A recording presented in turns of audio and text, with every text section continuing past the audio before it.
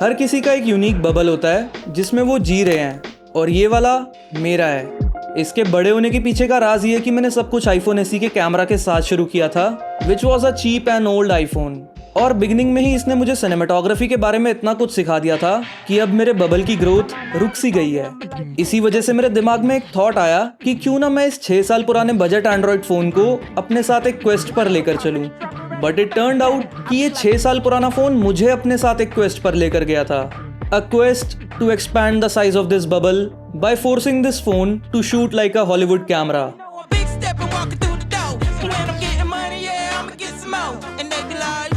This is Redmi Note 8 Pro, अपने time का एक काफ़ी पॉपुलर फ़ोन जो अब कई जगहों से टूट चुका है और जिसमें एक लोकल स्क्रीन रिप्लेसमेंट भी हो रखी है। मतलब इसकी हालत फुल ख़राब है, लेकिन नवाबी ना घटे इसलिए ये 4 कैमरास के साथ आता है, जिसमें से मैं सिर्फ इस प्राइमरी लेंस को यूज़ करने वाला हूँ। But there is a good catch in it.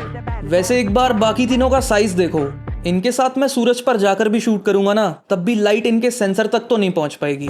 Default camera app open करते ही इसने मुझे एक बेसिक वीडियो मोड दिखाया, जहां गाइड्स को ऑन करके मुझे इसकी सेटिंग्स को मैक्स आउट करना था। बट अनफॉर्चुनेटली इमेज स्टेबलाइजेशन और वीडियो एनकोडर के अलावा बिटरेट जैसी कोई सेटिंग इसमें नहीं थी, तो मैंने इसको 4K 30 पर सेट किया, टैप करके सब्जेक्ट पर फोकस किया और एक्सपोजर को कम करके सब कुछ लॉक करके रिकॉर्ड बटन प्रेस कर दिया।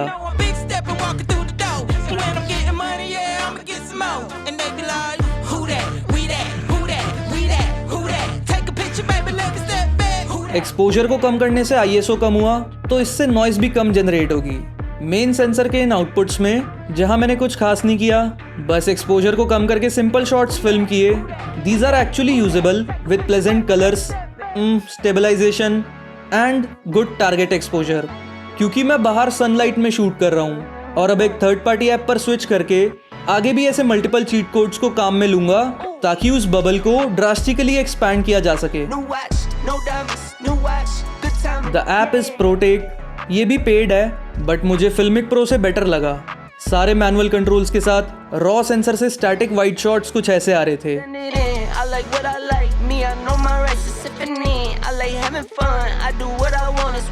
Pretty decent but best possible visual quality के लिए मैंने ज्यादा करके मीडियम टू क्लोजअप शॉट्स लेने स्टार्ट किए।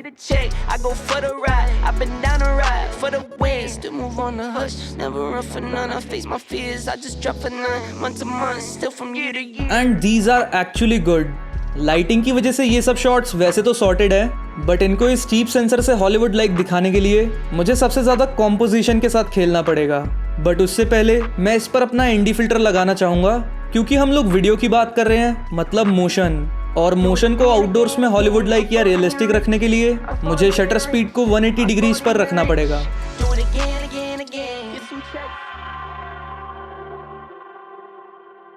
अब हॉलीवुड कैमरास या इवन सोनी के कोई कैमरा से तो सिंपल फ्रेम्स भी नेक्स्ट लेवल लगते हैं, बट इस चीप ओल्ड फोन से इस लेवल तक का कुछ बनाने के लिए मुझे फ्रेम्स को इंटरेस्टिंग वे में कंपोज करना पड़ेगा।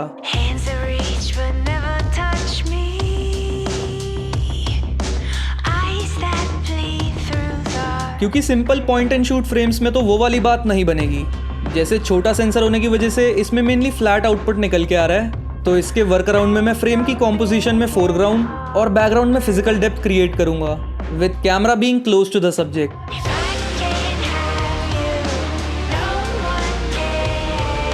फिर व्यूअर के माइंड में इंटरेस्ट पैदा करने के लिए मैं स्टोरी के हिसाब से कुछ यूनिक एंगल्स भी ट्राई कर सकता हूँ।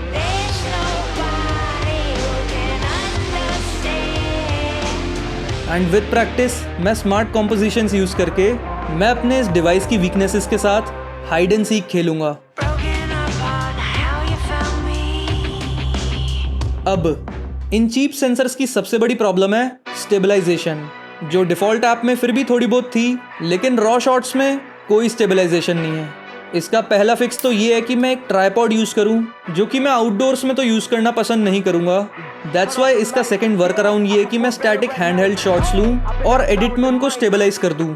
इस अप्रोच के साथ मैं मोस्ट ऑफ द टाइम तो सेट रहूंगा, बट कभी कभार स्टोरी मूवमेंट वाले शॉट्स भी डिमांड करती है। ऑब्वियसली मुझे उनको भी एडिट में स्टेबलाइज तो करना ही है, बट नोट करने वाली बात यह है कि मैं सिर्फ सिंपल और सबसे बेसिक शॉट्स ही लूंगा with slow and controlled movement, ताकि उनको पोस्ट में स्टेबलाइज करने के बाद किसी भी पॉइंट पर कोई वॉबल इफेक्ट क्रिएट ना हो, क्योंकि उससे ज्यादा एमेच्योर चीज मुझे और कोई नहीं लगती।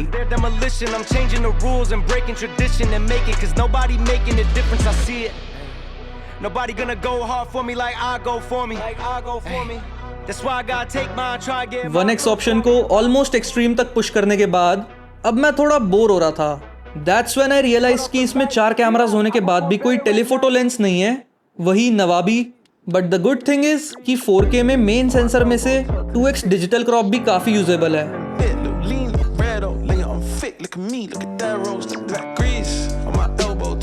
दिक्कत सिर्फ स्टेबलाइजेशन की है, क्योंकि ये 1x से भी ज्यादा अनस्टेबल है और भाई मुझे वॉबल इफेक्ट से डर सा लगता है। फिर भी 2x से थोड़े और शॉट्स लेकर, क्योंकि पुश करना था खुद को और इसको। इसकी बैटरी और हीटिंग से परेशान होकर घर वापस आने के बाद मैंने सारी फुटेज को सीधा DaVinci Resolve में डाला, क्योंकि जब रॉ शॉट्स इतने डिसेंट आ रहे हैं तो मुझे देखना था कि थोड़ा बहुत एडिट में फिक्सेस करने के बाद फाइनल आउटपुट कैसा दिखेगा। हाँ, एक चीज़ है जो मैं कभी दोबारा देखना नहीं चाहता, लॉन्ग एडिटिंग सेशंस के बाद बैक पेन। इंडिया का वर्क कल्चर ही कुछ ऐसा है कि हमें रोज 8 से 10 घंटे काम के लिए बैठना ही पड़ता है। इसका मतलब तुम ऑलमोस्ट अपनी 1/3 लाइफ काम पर बैठे बैठे ही बिता रहे हो। The question is, what are you sitting on? They say your chair is your second spine. And brother, spine के साथ मजाक नहीं, because 65% of us already feel the pain. Mid life तक आते आते स्लिप डिस्क जैसा कुछ ना हो, इसलिए आज से मैं इस वर्गो ट्रांसफॉर्म प्राइम ऑफिस चेयर पर बैठने वाला हूँ और अब यही मेरी सेकेंड स्पाइन है। इसको ऐसे समझो कि Virgo is equals to premium ergonomic chair, build to fit you, spacious, supportive and design to unlock the real flow state for real work. इसका हाई बैक मैश तुम्हें इंडियन हीट में भी cool रखेगा और ये एडाप्टिव लोअर बैक सपोर्ट काफी relief वाली चीज है। ये चेयर और इसका कंफर्ट सबके लिए है, क्योंकि तुम हर एक चीज को एडजस्ट करके अपने अकॉर्डिंग सेट कर सकते हो। बीट, headrest, 2D padded armrest, height. But एक एडजस्टमेंट ऐसी भी है जो लिटरली इस चेयर को रिक्लाइनर बना देती है। With 3 lockable positions between 90 degrees and 135 degrees, you can take a break during work and relax, because real productivity comes when you are not exhausted.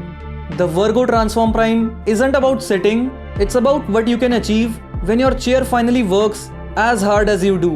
Turn hours of sitting into hours of doing with Virgo. वैसे तो footage wide aspect ratios में ज़्यादा immersive और cinematic लगती है, but digital crop की वजह से होने वाले क्वालिटी लॉस और नॉइस से बचने के लिए मैं नॉर्मल 16:9 टीवी एस्पेक्ट रेशियो को चूज करूंगा। टू फर्दर एस्केलेट इट, मैं एक ऐसा एस्पेक्ट रेशियो भी चूज कर सकता हूँ जिसमें मुझे रॉ फुटेज को जूम आउट करके कैनवस पर फिट करना पड़े, लाइक 1:1 स्क्वायर और 4:3 फॉर रील्स। इससे फुटेज की पिक्सल डेंसिटी इंक्रीज होगी, which will further hide that low quality and noise. Second tool जो मैं नॉइज को और कम करने के लिए यूज कर सकता हूँ वो है फ्यूजन टैब में नॉइज रिडक्शन।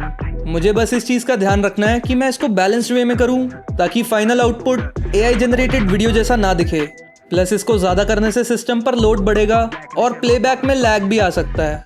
अब हॉलीवुड फुटेज की सबसे विश्वसनीय कैरेक्टरिस्टिक है उसके कलर्स, जो मैं तो इसके साथ ज्यादा नहीं छेड़ पाऊंगा, क्योंकि ये मेरा दोस्त नहीं है ना, तो बुरा मान जाता है। बेसिकली इसके कलर्स को ज्यादा पुश करने से आउटपुट खराब हो सकता है, तो मैं सिर्फ बेसिक नेसेसरी कलर करेक्शंस करूंगा, वो भी ज्यादा नहीं, थोड़ा बहुत। लेकिन ये सब छेड़छाड़ करने के बाद सबसे इंपॉर्टेंट चीज है एक्सपोर्ट। तो मैं इसको बेस्ट पॉसिबल सेटिंग्स पर एक्सपोर्ट कर देता हूँ, लाइक 4K, इवन अगर फुटेज और टाइमलाइन 1080p होती तब भी, MP4, H.265, best possible bit rate, I use 70,000 kbps etcetera.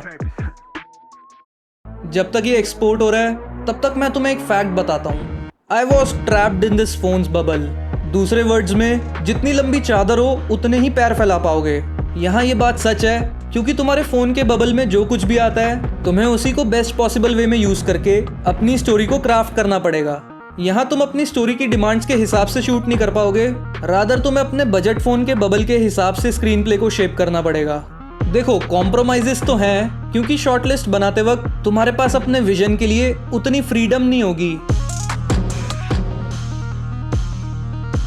लेकिन इसकी एक पॉजिटिव साइड भी है। हम लोग यहाँ 2 बबल्स की बात कर रहे हैं और दोनों आपस में कनेक्टेड है। We all exist in more than one bubble. तुम्हारा गियर वाला बबल छोटा होने की वजह से तुम अपनी क्रिटिकल थिंकिंग और प्रॉब्लम सॉल्विंग स्किल्स को ज़्यादा यूज करोगे, और ये कॉग्निटिव स्किल्स वीडियो इंडस्ट्री में बहुत मैटर करती है। ये छोटा गियर बबल एक्चुअली तुम्हारे सिनेमेटोग्राफी स्किल्स वाले बबल को एक्सपैंड करने में हेल्प कर रहा है। और वैसे भी ऑडियंस को इन सब से मतलब नहीं है कि तुमने अपने कंटेंट को एक छोटे गियर बबल में रहकर प्रोड्यूस किया है। As long as core content और उसकी विजुअल प्रेजेंटेशन गुड इनफ है, अलॉन्ग विद गुड ऑडियो, वो लोग देखेंगे और एंजॉय भी करेंगे। हाँ, चीप गियर के साथ लिमिटेशंस और स्ट्रगल्स हैं, बट वो डेफिनेटली तुम्हें अच्छा कंटेंट बनाने से नहीं रोक सकता, because the true power of content creation lies in your writing and thinking skills.